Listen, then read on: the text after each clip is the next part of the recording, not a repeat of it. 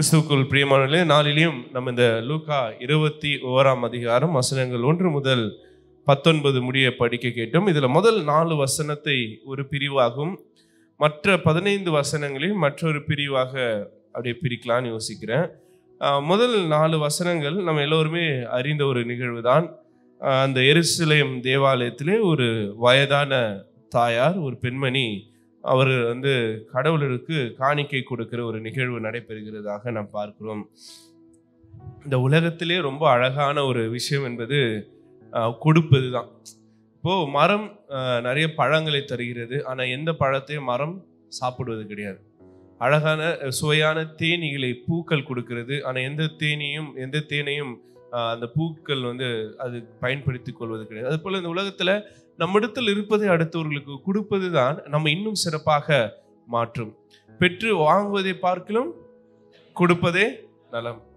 இது கொடுப்பது ஒரு வகையில நம்மளுடைய அன்பை வெளிப்படுத்துகிறதாக இருக்கிறது. கடவுள் நம் மீது அன்பு வைத்தார், தம்முடைய ஒரே குமாரனை நமக்கு தந்தார். யோவான் 3ஆம் அதிகாரம் 16ஆம் வசனம் இப்படியா சொல்கிறது, விசுவாசிக்கிறவனோ கெட்டு போகாமல் நித்திய ஜீவன் அடையும்படிக்கு அவரை தந்தருளி இவ்வளவாய் உலகில் அன்பு கூர்ந்தார். இப்ப கடவுள் நம் மீது வைத்திருக்கிற அன்பின் வெளிப்பாடாக தம் ஒரே குமாரனை நமக்கு தந்திருக்கிறார். குமாரனும் தன் ஜீவன் நமக்காக கொடுத்திருக்கிறார். இந்த உலகத்துல பாவிகளுக்கு நல்லவர்களுக்காக மரிப்பது இயல்பு, ஆனால் நம் பாவிகளாக இருக்கும்போது கிறிஸ்து நமக்காக மரித்தார். அப்போ கிறிஸ்து நம் மீது வைத்திருக்கிற அன்பின் வெளிப்பாடாக தம் இன்னுயிரை நமக்காக கொடுத்தவராக இருக்கிறார். அதே போல தூய ஆவியானவர் தம்மையே நமக்கு அளித்திருக்கிறார். தன்னுடைய செயல்பாட்டின் வழியாக நம்மோடு இருந்து அவர் நம்மோடு வாழ்வதற்கு தம்மை கொடுத்திருக்கிறார். அதனால இந்த உலகத்துல கொடுக்கிறது என்பது ரொம்ப முக்கியமான ஒரு காரியமாக இருக்கிறது. நான் ஸ்கூல் படிக்கும் போது நினைக்கிறேன், எங்களுடைய இங்கிலீஷ் ஒரு டெக்ஸ்ட்ல ஒரு கதை வந்தது. அந்த கதை டாபிக் அழகா இருக்கும், த கிஃப்ட் ஆஃப் மஜை அப்படின்ட்டு. த கிஃப்ட் ஆஃப் மஜை இது எதை பேஸ் பண்ணி இந்த கதைனா, இயேசு கிறிஸ்து பிறந்த பொழுது 3 ஞானிகள் அப்படின்னு நம்ம சொல்றோம். அந்த பைபிள்ல 3 எல்லாம் கிடையாது. நீங்க தேடி பார்த்தீங்கன்னா எத்தனை ஞானிகள் சொல்லி இருக்க மாட்டாங்க. ஞானிகள் வந்தாங்க தான் இருக்கும். நம்ம என்ன பண்ணிட்டோம், 3 பேருன்ட்டோம். எதை வச்சு 3 பேருன்னு சொன்னோம்? 3 பொருள், அதனால 3 ஞானிகள் அப்படின்னு சொல்றோம். சரி, அந்த ஞானிகள் கொண்டு வர அந்த பொருட்கள் அப்படின்றது, அந்த ஞானிகள் யாருன்னே நமக்கு தெரியாது. அவருக்கும் இயேசுக்கும் எந்த உறவும் அல்ல. ஆனால் இயேசு பிறந்திருக்கிறார், ஒரு குழந்தை பிறந்திருக்கிறது. அந்த குழந்தை மெசியா என்று அவர்கள் அறிந்து கொண்டதுனாலே அந்த குழந்தைக்கு கொடுப்பதற்காக அவர்கள் கொண்டு வந்தார்கள். இதை பேஸ் பண்ணி ஒரு கணவனுக்கும் மனைவிக்குமான ஒரு அன்பை வெளிப்படுத்துற மாதிரி ஒரு கதை எங்களோட ஸ்கூல் டேஸ்ல படிச்சது ஞாபகம் இருக்கு.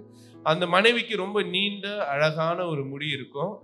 அந்த முடி அவளுக்கு ரொம்ப சிறப்பாக இருக்கக்கூடிய ஒன்றாக இருக்கிறது. அதே போல கணவரிடத்துல ஒரு அழகான வாட்ச் இருக்கும். ஆனா அந்த வாட்சுக்கு அந்த ஸ்டாஃப் இருக்காது. அது வெறும் அந்த மிஷின் மட்டும்தான் இருக்கும். ஒரு நாள் அவருடைய கிறிஸ்துமஸ் பண்டிகை வருகிறது. கிறிஸ்துமஸ்க்கு இருவருக்கும் பரிசு கொடுக்கணும்னு ஆசை. ஆனா 2 பேர் இடத்துல என்ன கொடுக்கறது, அது வாங்குறதுக்கு பணமும் இல்லை. மனைவிக்கு என்ன ஆசைனா, கணவருடைய அந்த வாட்சுக்கு ஒரு பட்டை, ஒரு ஸ்ட்ராப் ஒன்று கொடுக்கலாம் அப்படின்றதுக்காக போய் பார்க்குறாங்க. கிட்டத்தட்ட ஒரு 10,000 ரூபாய் என்ன ஒரு ரேட் இருக்காது. அதே போல் கணவனும் மனைவிக்கு ஒரு அழகான ஒரு சீப்பு, ஒரு கோம் ஒன்று கொடுக்கலான்னு யோசிக்கிறாங்க. அதுவும் ரொம்ப காஸ்ட்லியாக இருக்கிறதுனால என்ன பண்ணுறதுன்னு தெரியல. அப்படி ஒரு கட்டத்தில் அன்னைக்கு கிறிஸ்மஸ் ஈவினிங் அன்னைக்கு போய் பார்த்தா 2 பேரும் கிஃப்டோட நிற்கிறாங்க. கணவர் என்ன பண்ணியிருக்காரு, தன்னுடைய வாட்சை விற்று மனைவிக்கு தேவையான அந்த கோம், அந்த முடி வாரக்கூடிய இது எல்லாத்தையும் வாங்கிட்டு கொடுக்குறாரு. மனைவி என்ன பண்றாங்க, தன்னுடைய முடியை வெட்டி அதை விற்று அதில் வர காசை வைத்து கணவருக்கு ஒரு வாட்ச்க்கான ஒரு பட்டையை வாங்கிட்டு வராங்க. இப்போ இவங்க 2 பேரும் கொடுத்த கிஃப்ட்டுமேனா இல்லை, அவங்களுக்கு பயனே இல்லை, யூஸ்லெஸ்ஸா இருக்கு. ஆனாலும் அவருடைய கொடுக்குற அந்த மனசு ரொம்ப முக்கியமானது. இங்க அதே போல ஒரு அழகான ஒரு நிகழ்வு. அந்த அம்மா பெருசாலும் ஒன்று காணிக்க போடல. அந்த அம்மா போட்டது எவ்வளவுதானா 2 காசு. என்ன சொல்றாங்கன்னா, அந்த 2 காசுன்றது நம்ம ஊர் கணக்குல பாத்தீங்கன்னா ஒரு 2 ரூபா கூட வச்சுக்கலாங்களா. அந்த அளவுக்கு தான் ரொம்ப ரொம்ப ஒரு குறைந்த ஒரு தொகையை தான் அந்த அம்மா என்ன பண்றாங்க, கடவுளுக்கு என்று கொடுக்கிறார்கள். நாம் எவ்வளவு கடவுளுக்கு என்று கொடுக்கிறோன்றது முக்கியம் இல்ல, நாம் கடவுளுக்கு எப்படி கொடுக்கிறோன்றதுதான் ரொம்ப முக்கியமானது. இப்போ பல கோடி வச்சிருக்கிறவன் 1,00,000 ரூபாய் அப்படி தூக்கி போடுறதை விட 10,000 ரூபாய் வச்சிருக்கிறவன் 100 ரூபாய் கொடுக்கறது பெரிய விஷயம், ரைட்டா?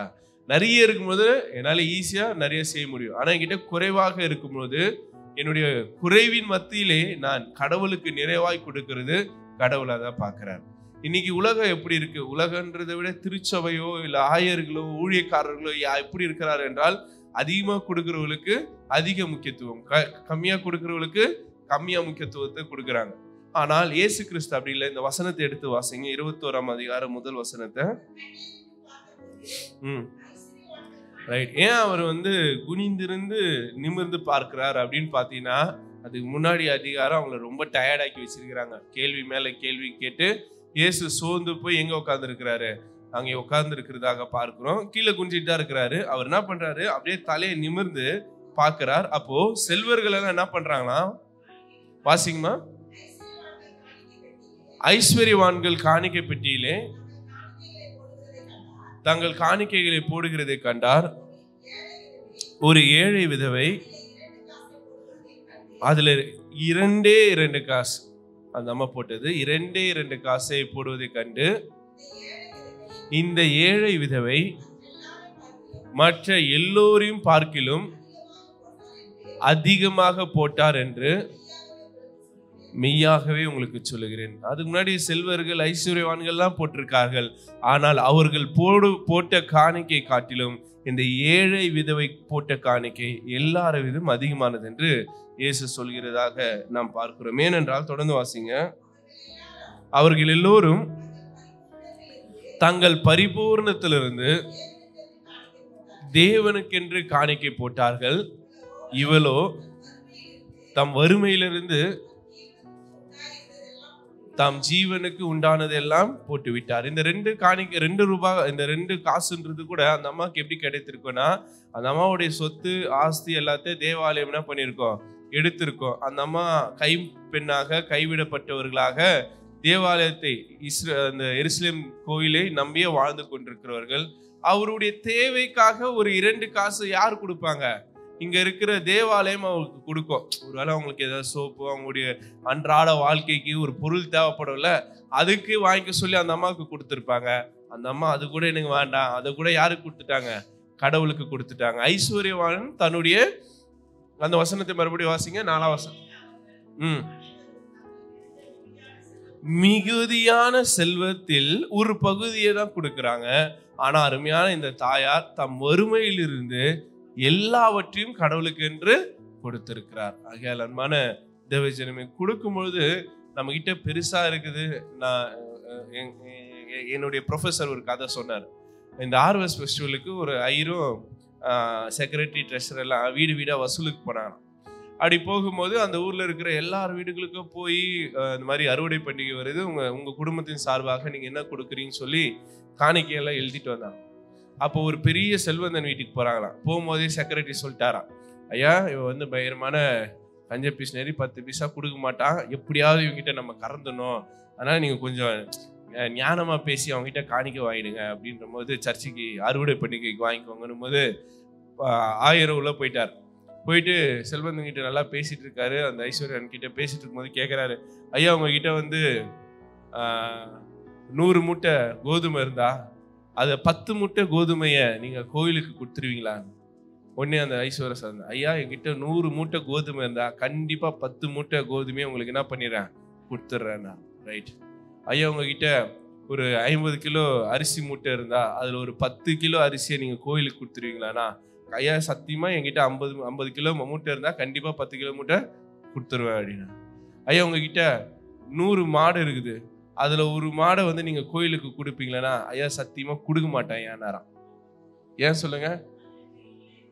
ஏன்னா அந்த 100 மாடு அவருடைய தோட்டத்துல இருக்குது. தாங்கிட்ட இல்லாததை கேட்டா கண்டிப்பா என்ன சொல்றாரு, கொடுக்குறேன்னு சொல்லியிருக்கிறார். தாங்கிட்ட இருக்கிறத கொடுப்பீங்களான்னு கேட்டா கொடுக்க மாட்டேன்றாங்க. இன்னைக்கு உலகத்தான் ஐஸ்வர்யவான்கள் எப்படிதான் இருக்கிறாங்க, இப்படிதான் இருக்கிறாங்க. அதான் ஆண்டவர் சொல்றாரு, அந்த அம்மா தம் வறுமையிலிருந்து எல்லாவற்றையும் தனக்குண்டான எல்லாவற்றையும் தந்திருக்கிறான். நம்ம கிட்ட கூட கொடுப்போம், எனக்கு எது தேவையில்லை, எது தேவையில்லை. நிறைய நேரத்தில் இந்த காணிக்கை என்னும் போதெல்லாம் நான் உட்கார மாட்டேன், தூரத்துல இருந்து பார்ப்பேன். நிறைய பேர் என்ன பண்ணுவாங்க தெரியுங்களா, கிழிஞ்சு போன நோட்டை தான் காணிக்கையே போடுவாங்க. ஏன்னா அது எடுத்துன்னு போய் என்ன பண்ண முடியாது, கடையில கொடுத்து மாற்ற முடியாது. சரி, சர்ச்சில் இருக்கவங்க என்ன பண்ணுவாங்க, மாத்திருவாங்க. ஆனா ஆண்டவர் என்ன சொல்றாரு, நம்ம எது கொடுத்தாலும் அதை கடவுளுக்கு மனமுர்ந்து கொடுக்க வேண்டியதாக இருக்கிறது. அடுத்ததாக 5ஆம் வசனத்திலிருந்து நம்ம பார்த்தோம்னா கம்ப்ளீட்டா வேற ஒண்ணுக்குள்ளாக ஆண்டவர் போகிறதாக நாம் பார்க்கிறோம். 5ஆம் வசனத்தை எடுங்க, லூக்கா 21:5.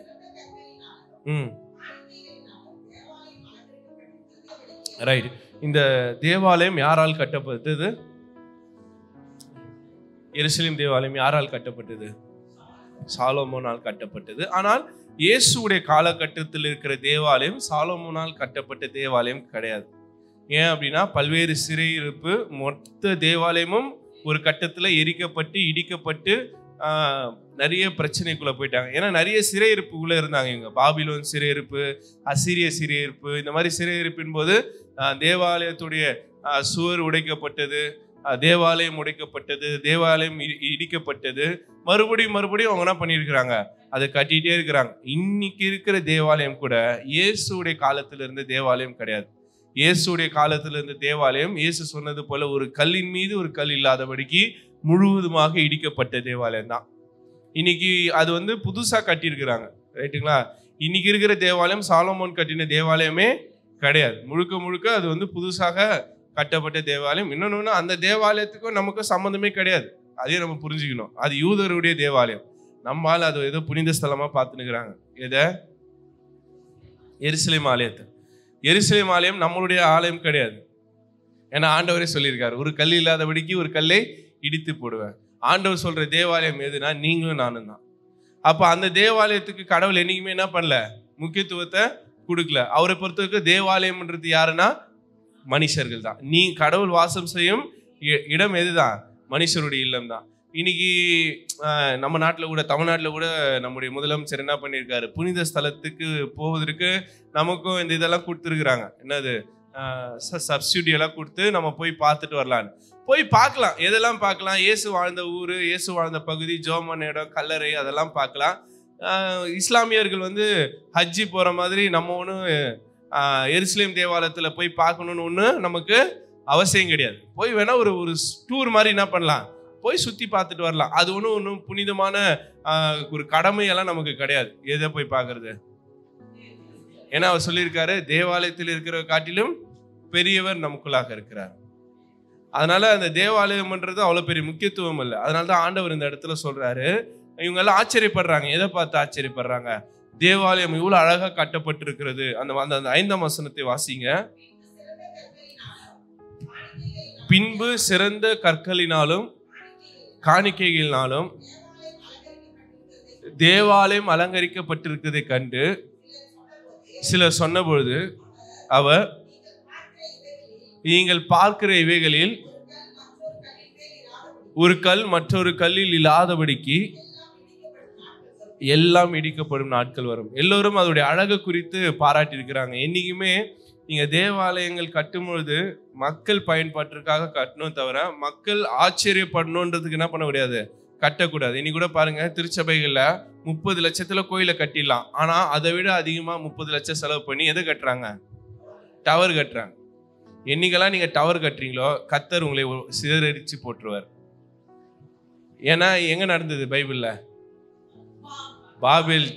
பாபேல் கோபுரத்தை கட்டுறாங்க. கட்டும்போது என்ன சொல்றாங்க? வானத்தை எட்டுகிறவருக்கு என்ன பண்ண போறோம்? கோபுரத்தை கட்ட போறோம். நீ திருச்சபையில கூட பாருங்க, அதான் ட்ரெண்டு. அங்க அந்த சர்ச்சை 50 அடி கட்டினா நம்ம என்ன பண்ணுவோம்? 100 அடி கட்டணும். இப்படிதான் போட்டா போட்டி கட்டிட்டு இருக்கிறாங்க. என்னைக்கு இந்த பாபேல் கோபுரங்களை கட்டுகிறோமோ, என்னைக்கு இப்போ டவர் கட்டுறதுனால ஒரு பிரயோஜனம் கிடையாது. டவருக்குள்ள உட்காந்து கடவுளை ஆராதிக்க போறோமா? டவர்னால என்ன நடக்குது? இப்போ நீங்க ஒரு 30 லட்சம் கோயிலுக்கு கட்டுறீங்கன்னு வைங்களேன். அதே ஒரு 30 லட்ச ரூபா கட்டுறதுக்கு பதிலா அந்த டவர் கட்டுற காசுல வேற இடத்துல என்ன பண்ணிடலாம், ஒரு கோயிலை கட்டிடலாம்ல. ஆனா ஜனங்க என்ன பண்றாங்க? அதெல்லாம் கிடையாது. எங்க கோயில் அந்த கோயிலோட நான் ஒரு முறை கல்கத்தா பகுதி போயிருந்தேன். அங்க போயிருக்கும் போது அங்க 2 திருச்சபை இருக்கு. ஒரு திருச்சபை பேர் சென்ட் பால்ஸ், இன்னொரு திருச்சபை பேர் சென்ட் பீட்டர்ஸ். ரைட்டுங்களா? சென்ட் பால்ஸ் திருச்சபையுடைய அந்த டவர் மேல பாத்தீங்கன்னா ஒரு சேவலுடைய இமேஜ் இருக்கும், ஒரு உருவம் இருக்கும். ஏன் சென்ட் பீட்டர்ஸ் பால்ஸ் சர்ச் மேல அந்த உருவம், அந்த கோழியுடைய உருவம் இருக்கு, ஒரு சேவலுடைய உருவம் இருக்குதுன்னா, ஒரு காலகட்டத்தில் இந்த 2 திருச்சபைக்கும் போட்டியா, யார் பெருசா டவர் கட்டுறான்னு. பேதுரு திருச்சபை ரொம்ப பெருசா கட்டாங்களாம். அப்புறமா சென்ட் பால்ஸ் திருச்சபை அதை விட பெருசா கட்டி அதுக்கு மேல அந்த கோழி சிம்பிள் வச்சுக்கிறாங்க. ஏன்னா அந்த சபை பேருனா பேதுரு எப்படி மறுதளிச்சாரு, சேவல் கூவுறதுக்கு முன்னாடி மறுதளிச்சார்ல, அதனால அவங்களை கிண்டல் பண்றதுக்காக என்ன வச்சிருக்கிறாங்கன்னா டவருக்கு மேல சேவலை வச்சிருக்கிறாங்க. நான் தான் சொன்னேன், என்னங்க இதெல்லாம் இப்படி இருக்கும்போது அந்த ஊரே அதை பார்த்தா அது ஒரு வேடிக்கையாயிடுச்சு அந்த அந்த பெல் டவர். இன்னைக்கும் நம்ம அப்படிதான் பெல் டவருக்கெல்லாம் முக்கியத்துவம் கொடுத்துட்டு கோயில் முக்கியத்துவம் கொடுத்துருக்கோம். ஆனால் இதை விட பெரியவர் நமக்குள்ளாக இருக்கிறதாக நாம் பார்க்கிறோம். அடுத்த வசனத்தை வாசிங்க. அவர்கள் அவரை நோக்கி, போதகரே, இவைகள் எப்பொழுது சம்பவிக்கும்? இது ரொம்ப முக்கியமான வார்த்தை. அண்டர்ஸ்டாண்டிங் த சயின்ஸ் ஆஃப் டைம்னுவாங்க. அதாவது நாட்களை அறிந்து கொள்ளுகின்ற, அடையாளங்களை அறிந்து கொள்ளுகின்ற, அதாவது நேரத்தின் அடையாளங்களை அறிந்து கொள்கிறது. இன்னைக்கு எச்சரிப்பின் செய்தி எல்லா டிவி சேனல்களிலும் எல்லா கிறிஸ்தவ பிரசங்கிமார்களும் கொடுத்துட்டு தான் இருக்காங்க. என்னன்னா ஆண்டவருடைய வருகைக்கு இதெல்லாம் அடையாளம் அடையாளம் அடையாளம். இதுதான் சொல்லுவாங்க அண்டர்ஸ்டாண்டிங் த சயின்ஸ் ஆஃப் டைம்னுவாங்க. அதாவது காலத்தின் குறியீடுகளை அறிந்து கொள்ளுதல். ரைட்டுங்களா? இப்போ ஒரு கொரோனா நோய் வருகிறது, இல்லைன்னா ஒரு புது வைரஸ் வருது, ஒரு இடத்துல பூகம்பம் வருகிறது, ஒரு இடத்துல சுனாமி பேரலைகள் வருகிறது, ஒரு இடத்துல எரிமலைகள் வெடிக்கிறது. இதெல்லாமே ஒரு அடையாளமாக நம்ம கணக்கிட்டு சொல்லிட்டு இருக்கோம். இதெல்லாம் எதுக்கு என்றால் கடைசி காலங்களில் சம்பவிக்க வேண்டியவைகள் அப்படின்ட்டு. இப்போ இதை தான் எங்களுக்கு புரிந்து கொள்ள எங்களுக்கு கற்றுக் கொடுங்கன்னு கேட்கிறாங்க. மறுபடியும் அந்த வசனத்தை வாசிங்க. அவர்கள் அவரை நோக்கி, போதகரே, இவைகள் எப்பொழுது சம்பவிக்கும்? இவைகள் சம்பவிக்கிற காலத்துக்கு அடையாளம் என்ன என்று கேட்டார்கள். ஸோ சீடர்கள் ரொம்ப ஆர்வமாக இந்த நேரத்தையும் காலத்தையும் ஆண்டவருடைய அந்த வருகையும் அந்த அழிவையும் குறித்து கற்றுக்கொள்ள இயேசுவிடத்தில் கேட்கும்போது இயேசு ரொம்ப அழகா பதில் சொல்றாரு. என்ன பதில் பாருங்க. அதுக்கு அவர், நீங்கள் வஞ்சிக்கப்படாதபடிக்கு எச்சரிக்கையாயிருங்கள், ஏனெனில் அநேகர் என் நாமத்தை தரித்து கொண்டு நான் தான் கிறிஸ்து என்றும் காலம் சமீபித்திருக்கிறது என்றும் சொல்லுவார்கள். இது ரொம்ப எச்சரிக்கையா இருங்க. நிறைய நேரங்களில் நம்மளை பயமுத்துறதுக்கு, நம்மளை வைத்து பணம் சம்பாதிப்பதற்கு எச்சரிப்பு ஊற்றுன்னு சொல்லிட்டு நிறைய பேர் நம்மளை திகில் அடைய செய்து கொண்டிருக்கிறார்கள். நீங்க உண்மையான ஒரு நல்ல கிறிஸ்தவராக இருப்பீர்கள் என்றால் நீங்க அவங்களுடைய வார்த்தைகள் எல்லாம் கேட்டு கடவுளுடைய காலத்தை கணக்கிடணும்னு அவசியம் இல்லை. நீங்களே கடவுளுடைய காலத்தை கணக்கிட்டு கொள்ள முடியும். பொதுவாகவே யூத கிறிஸ்தவர்கள் எல்லாருக்கும் ஒரு நம்பிக்கை இருக்கிறது, கடவுளுடைய நாள் வரப்போகுது. The day of Lord is coming அப்படின்னு சொல்லுவாங்க. ஆண்டவருடைய நாள் வரப்போகிறது. அந்த நாளுக்காக தான் நீங்களும் நானும் என்ன பண்ணியிருக்கிறோம், காத்திருக்கிறோம். அதுக்கு இன்னொரு பேரும் நம்ம கொடுக்குறோம், இயேசுவின் 2ஆம் வருகை, செகண்ட் கம்மிங் ஆஃப் லார்ட் அப்படின்னு சொல்லுவாங்க. அதுக்கு அடையாளமாக அதுக்கு முன்பாக ரகசிய வருகை இருக்குன்னு சொல்லுவாங்க. அதுக்கு பேர் ராப்சர்ன்னு சொல்லுவாங்க. ஒருவர் தூங்கி கொண்டிருப்பார், ஒருவர் எடுத்துக்கொள்ளப்படுவார். ஒருத்தர் மேல இருப்பாரு, ஒருத்தர் இல்லாம போயிடுவார். ஒருத்தர் வயல்வெளியில 2 பேர் இருப்பாங்க, ஒருத்தர் எடுத்துக்கொள்ளப்படுவார். 2 பேரும் நெல்லு குத்திட்டு இருப்பாங்க, ஒருத்தர் இல்லாம போயிடுவாங்க. இதுக்கு பேர் தான் ரகசிய வருகையின் போது ஒரு சிலர் தெரிந்து கொள்ளப்படுவார், ஒரு சிலர் கைவிடப்படுவார். கைவிடப்படுகிறவர்களெல்லாம் துன்பத்தின் ஊடாக ஆண்டவருடைய நாளை பார்க்க வேண்டியதா இருக்கிறது. ஒரு சிலர் எடுத்துக்கொள்ளப்படுகிறவர்கள் அவங்களுக்கு பிரிவிலேஜ், அவங்க எஸ்கேப் ஆயிடுவாங்கன்னு சொல்றாங்க. ரைட், இதுல எது பெஸ்ட்? எல்லாருமே எடுத்துக்கொள்வது. நான் சொல்றேன், துன்பத்தை சகிப்பது தான். எஸ்கேப் ஆகிறது பெருசு கிடையாது. அந்த பிரச்சனைகளுக்கு கூட போய் கடைசி மட்டும் விசுவாசத்துல நிக்கிறான் பாருங்க, அவன் தான் அதிக உபத்திரத்தை சந்திக்கிறான் பாருங்க. அதுதான் இன்னைக்கு போதகர்மார்கள் என்ன கத்து தராங்க, நம்ம ரகசிய வரிகளை போயிடணும், எஸ்கேப் ஆயிடணும், உபத்திரத்தை படக்கூடாது, இது படக்கூடாது. ஆனா ஆண்டவரே சொல்றாரு, உபத்திரம் உண்டு, நான் உலகை ஜெயித்தேன், நீங்களும் உலகத்தை ஜெயிப்பீர்கள். அப்ப கடவுள் நம்மளை கைவிட போறது கிடையாது. என்ன உபத்திரம் வந்தாலும், போராட்டம் வந்தாலும், என் ஜீவன் கொல்லப்படுற சூழ்நிலை வந்தாலும், கடைசி மட்டும் நான் இயேசுவுக்காக வாழ்ந்து அவரை மறுதலியாமல் நான் இருக்கும்போது எனக்கான ஸ்பெஷல் அதிகமா தானே இருக்கும். ரகசிய வரைகளை எஸ்கேப் ஆகிறவனை விட கடைசி மட்டும் உபத்திரத்தை சகிக்கிறவனுடைய அவனுடைய விசுவாசம் பெருசு இல்ல. எது பெருசு? யோசிச்சு பாருங்க. ரகசிய வரைகள் எஸ்கேப் ஆகிறது பெருசா, உபத்திரவத்தை எல்லாவற்றையும் தாங்கி கடைசியில் ஆண்டவருடைய ஆளுகைக்குள்ளாக போகிறது பெருசா? ஈஸியா வருது எதுக்கு எஸ்கேப் ஆகணும்னு பாக்குறீங்களா? ரைட். அப்போ இந்த எதுனாலும் சரி, அதாவது இதுவும் சரி இதுவும் சரி, தப்பு கிடையாது. ஆனால் எதுலையும் நம்முடைய விசுவாசத்தை நம்ம இழந்து போகாதபடிக்கு இறுதி மட்டும் நம்ம நிக்க வேண்டியதா இருக்கு. ஆண்டவர் அதான் சொல்றாரு, கடைசி நாட்கள்ல உங்களை என்ன பண்ணுவாங்களா, வஞ்சிப்பார்கள். நிறைய நேரத்துல வஞ்சிக்கிறோம். இன்னைக்கு ஊழியக்காரர்கள் எல்லாம் தங்களே கிறிஸ்து என்று அறிவித்து கொண்டவர்கள் உலகத்தில் இருக்கிறார்கள். ஒரு தனி சீக்ரெட் சொசைட்டி ஃபார்ம் பண்ணி ஒரு தனி தீவுல போய் இயேசுவின் சீடர்களாக உருவாகி வருகைக்காக இறந்து போனவங்களும் இருக்கிறாங்க. இந்த மாதிரி நிறைய வரலாற்றுல பார்த்துருக்கிறோம், பார்க்கிறோம், இனிமேலும் பார்ப்போம். இதெல்லாம் அடையாளம் தான். அடுத்தது வாசிங்க. யுத்தங்களும் கலகங்களையும் நாம் குறித்து கேள்விப்படும் பொழுது பயப்பட. உலகம் எத்தனை யுத்தங்களை பார்த்திருக்கு. உலக யுத்தங்கள் 2 முடிஞ்சிருச்சு. முதல் உலக போரும் முடிஞ்சிச்சு, 2ஆம் உலக போரும் முடிச்சுது. இப்போ 3ஆம் உலக போரும் நடந்து கொண்டிருக்கிறது. இதெல்லாம் எதை சேர்ந்ததுன்னா பயோ வெப்பன்ஸ். அதாவது இந்த கொரோனா, இந்த மாதிரி நோய் கிருமிகளை பரப்பி மக்களை கொத்து கொத்தாக சாவடிக்கிறது, இதெல்லாமே என்ன பண்ணிட்டு இருக்கிறாங்க, நடப்பித்து கொண்டுதான் இருக்கிறார்கள். இப்போ இந்த டே ஆஃப் லார்ட், கடவுளின் நாளுக்கு முன்பாக நாம் ஒரு சில காரியங்களை சந்திக்க வேண்டியதா இருக்கிறது. இந்த நாட்களுக்கு பேர் தற்காலிக ஏஜ் அப்படின்றாங்க, இந்த பிரசன்ட் ஏஜ்ன்றாங்க.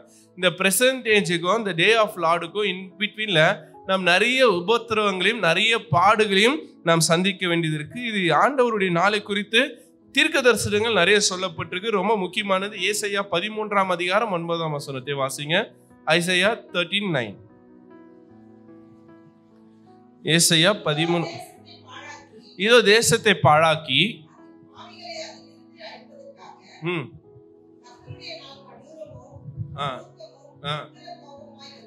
ரைட். கடவுளுடைய நாள் எப்படி வருதா? உக்கிரமும் கடுங்கோபத்தோடு வருகிறதாக இருக்கிறது. ரைட். அடுத்தது பாருங்க, யோவேல் 2ஆம் அதிகாரம் 1 வசனம். சீயோனிலே எக்காலம் ஊதுங்கள், என் பரிசுத்த பர்வதத்திலே எச்சரிப்பின் சத்தம் இடுங்கள், தேசத்தின் குடியில் எல்லாம் தத்தளிக்க கடவர்கள், ஏனெனில் கர்த்தருடைய நாள் வருகிறது, அது சமீபமா இருக்கிறது. ரைட். ஆமோஸ் 5ஆம் அதிகாரம் 18ஆம் வசனம். ஆமோஸ் 5ஆம் அதிகாரம் 18ஆம் வசனம். கர்த்தருடைய நாளை விரும்புகிறவர்களுக்கு ஐயோ, அதனால் நமக்கு என்ன உண்டு? கர்த்தருடைய நாள் வெளிச்சமாய் இராமல் அந்தகாரமாய் இருக்கும். சிங்கத்துக்கு தப்பினவன் கரடிக்கு எதிர்கொள்ளவன் போலவும், அல்லது வீட்டுக்குள்ளே வந்து சுவரின் மேல் தன் கையை வைத்தபோது பாம்பு அவனை கடித்தது போல் இருக்கும். செப்பனியா 1ஆம் அதிகாரம் 14ஆம் வசனம்.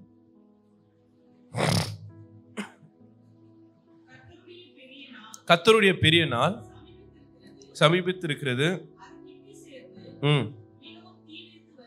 அது தீவிரித்து வருகிறது. கர்த்தருடைய நாள் என்கிற எல்லாரும் அது பார்த்து அலறுவார்கள். இன்னும் நிறைய புதிய ஏற்பாட்டில் பார்த்தீங்கன்னா தெசலோனிக்கன்ஸ் 1 தெசலோனிக்கேயர் 5ஆம் அதிகாரம் 2ஆம் வசனத்துல பவுல் சொல்றாரு பாருங்க, இப்படி இருக்குமா கடவுளுடைய நாள். 1 தெசலோனிக்கேயர் 5ஆம் அதிகாரம் 2ஆம் வசனம். இரவிலே திருடன் வருகிறது போல் நீங்களே நன்றாக அறிந்திருக்கிறீர்கள். அடுத்து 2 பேதுரு 3ஆம் அதிகாரம் 10ஆம் வசனம். பேதுரு சொல்றத பாருங்க. 2 பேதுரு 3ஆம் அதிகாரம் 10ஆம் வசனம்.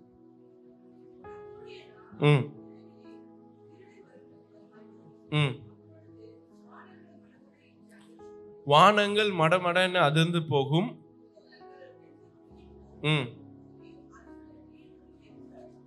ரைட். அப்ப இந்த கடவுளுடைய நாள் என்பது நம்ம எதிர்பார்க்கறது போல சந்தோஷமான நாளெல்லாம் கிடையாது. அது வந்து நீ சிங்கத்துக்கிட்ட இருந்து தப்பிச்சிட்டேன்னு நினைப்ப, ஆனா போய் கரடிக்கிட்ட மாட்டிருப்ப.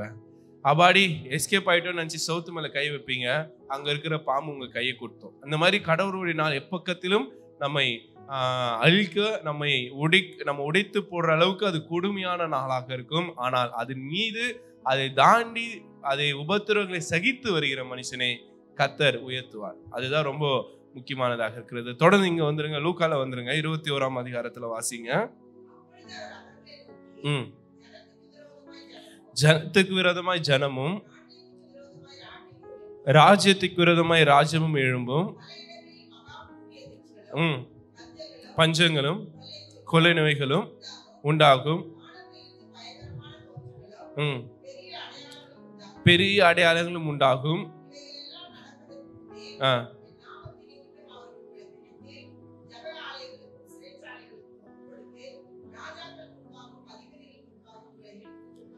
எல்லாமே நடக்குது. ஆனா இது இன்னும் நடக்கல. எது இன்னும் நடக்கல? பெர்சிக்யூஷன் சொல்லுவாங்க, துன்புறுத்தல் சொல்லுவாங்க. ஆதி திருச்சபையில அது நடைபெற்றது. ஆதி திருச்சபையில இயேசுவை மறுதலித்தா வாழ்வு, இயேசுவை விசுவாசிக்கிற, இயேசுவை மறுதலிக்காமல் இருக்கிறனா உன்னை கொன்று போடுவார்கள், சிங்கத்துடைய கெபிகளிலும் மிருகங்களுடைய வாய்களிலும் இறைய ஒப்புவிப்பாங்க. இவன் நிறைய வரலாற்றுல பெரிய பெரிய கடவுளுடைய பிள்ளைகள் இப்படிதான் கொலை செய்யப்பட்டிருக்கிறார்கள். பெண்கள் குறிப்பா வயிற்றில் இருக்கிற கருவை அறுத்து எடுத்து குழந்தையை தூக்கி போட்டு வாள்ல ஒரே வெட்டி இருக்கிறாங்க தாய்க்கு முன்னாக. அதே போல உயிரோடு எரித்து கொண்டிருக்கிறார்கள் கர்ப்பிணி பெண்களை, இயேசுவை மறுதலிக்காதனால. இந்த மாதிரி பெர்சிக்யூஷன் என்பது தொடக்க கால திருச்சபையில இருந்தது, ஆதி திருச்சபையில இருந்தது. இனி வர காலங்களிலும் இந்த துன்புறுத்தலை திருச்சபை அனுபவிக்கணும். இதெல்லாம் ஒண்ணுமே கிடையாது. இன்னைக்கு நம்ம அனுபவிக்கிற துன்புறுத்தல் எல்லாம் ரொம்ப கம்மி தான். இதை விட மோசமா இருந்திருக்கும். கண்டிப்பா 2024ல தலைவர் வருவாரு. யாரு? மோடி தான் வருவாரு. இன்னும் 5 ஆண்டுக்கும் அவர் வருவாரு. ஏன்னா அவர் எவ்வளவு அவர் வராரோ அவ்வளவுக்கு அவ்வளவு திருச்சபை துன்புறுத்தப்படும். இந்த துன்புறுத்தல் எல்லாம் எதுக்கு அடையாளம் என்றால் இயேசுவின் வருகைக்காக, இயேசுவின் அந்த நாளுக்காக, கடவுளுடைய நாளுக்கான அடையாளமா இருக்குது. நீ இயேசுவை மறுதலிச்சிட்டனா உனக்கு வாழ்வு, இல்லைன்னா நீ சாகணும், நீ துன்புறுத்தலை சந்திக்கணும்னு சொல்லி கட்டாயப்படுத்துவார்கள். இன்னைக்கு நிறைய கொண்டு வந்துட்டாங்க. வாப்சின்றானுங்க, சிஏன்றானுங்க, இன்னும் நிறைய சட்டங்கள். இந்துக்கள், இந்திய நாடு இந்துக்கள்ன்ட்டானுங்க. ஒரு புறத்துல இஸ்லாமியர்கள்லாம் குடியுரிமை கிடையாதுன்ட்டானுங்க. அடுத்தது அவங்களுடைய மொத்தம் ஃபோக்கஸும் கிறிஸ்தவர்கள் மீது தான் இருக்க போகுது. மணிப்பூர்ல அடிச்சாங்கல்ல, இனி தமிழ்நாட்டில் அடிக்கிறதுக்கு எவ்வளவு நேரம் ஆக போகுது. அதனால இந்த துன்புறுத்தலை எதிர்கொள்வதற்கு கிறிஸ்தவர்கள் நாம் அதுக்கு இது பண்ண வேண்டியதா இருக்கிறது. அதுக்கு ரெடியாக, அதுக்கு நாம் முழுமையாக ஒப்பு கொடுக்க வேண்டியதாக இருக்கிறது. தொடர்ந்து வாசிங்க.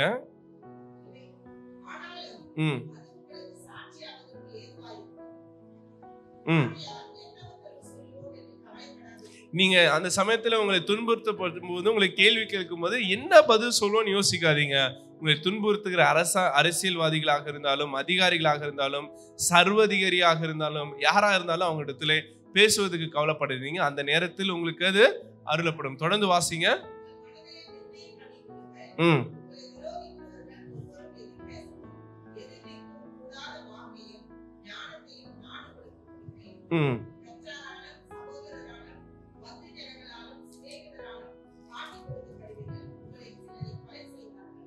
உங்களில் சிலரை கொலை செய்வார்கள். நீங்கள் கொலை செய்வதற்கு உங்களுடைய சொந்தக்காரர்கள், உங்களுடைய நண்பர்கள், உங்களுடைய உறவினர்களே என்னவா இருப்பாங்க? காரணமா இருப்பாங்கன்றாங்க. அடுத்தது வாசிங்க. என் நாமத்தின் நிமித்தம் நீங்கள் எல்லோராலும் பகைக்கப்படுவீர்கள். ரொம்ப முக்கியமான வசனம். நான் எவ்வளவு உபத்திரவத்தில் போனாலும் என் தலைமயிர கூட அவங்களால என்ன பண்ண முடியாது, தலைமுடிய கூட அழிக்க முடியாது. அப்ப கடவுள் என்னோடு இருக்கும்போது எவ்வளவு பெரிய உபத்திரவத்துக்கு ஊடாக நான் கடந்து சென்றிருந்தாலும் என் தலைமுடிய கூட அவர்களால் என்ன பண்ண முடியாது, அழிக்க முடியாது. தொடர்ந்து வாசிங்க. உங்கள் பொறுமையினால் உங்கள் ஆத்துமாக்களை காத்துக்கொள்ளுங்கள். உபத்திரம் வருகிறது, நம்ம ஓடிடலாம், எஸ்கேப் ஆயிடலாம், இல்ல கடவுளை நம்ம மறுதலிச்சலான்னு சொல்லணும்னு அவசியம் கிடையாது. அந்த உபத்திரத்தில் நாம் பொறுமையாக இருப்பது வழியாக நம் ஆன்மாவை நாம் என்ன பண்ண முடியும், காத்துக்கொள்ள முடியும் என்று ஆண்டவர் சொல்கிறதாக நாம் பார்க்கிறோம். ரொம்ப ஒரு எச்சரிப்பின் செய்தி. இந்த நாட்களுக்கு ரொம்ப யதார்த்தமான ஒரு செய்தியாக இருக்கிறது. இந்த உபத்திரங்கள், பாடுகள், வேதனைகள் இதெல்லாம் நிரந்தரம் அல்ல, இது ஒரு தற்காலிகமானது. இந்த உபத்திரங்களை சகித்து நாம் வரும்பொழுது கடவுளுடைய பிள்ளைகளாக நாம் முத்திரையிடப்படுவோம். அதனால இந்த உபத்திரங்களை குறித்து பயப்படாதீங்க. என்ன ஆனாலும் என் தலைமுடியை கூட அவங்களால என்ன பண்ண முடியாது, ஒண்ணுமே பண்ண முடியாது. அதான வசனம் சொல்லுது. அந்த வசனத்தை வாசிங்க. 17ஆம் வசனம். உங்கள் தலைமயிரில் ஒன்றாலும் அழியாது. உங்கள் பொறுமையினால் உங்கள் ஆத்துமாக்களை காத்துக்கொள்ளுங்கள். ரொம்ப ஒரு கான்ஃபிடென்ட்டா, ஒரு நம்பிக்கையூட்டும் வார்த்தையோடு இந்த வசனத்தை நாம் முடிக்கிறதாக பார்க்கிறோம்.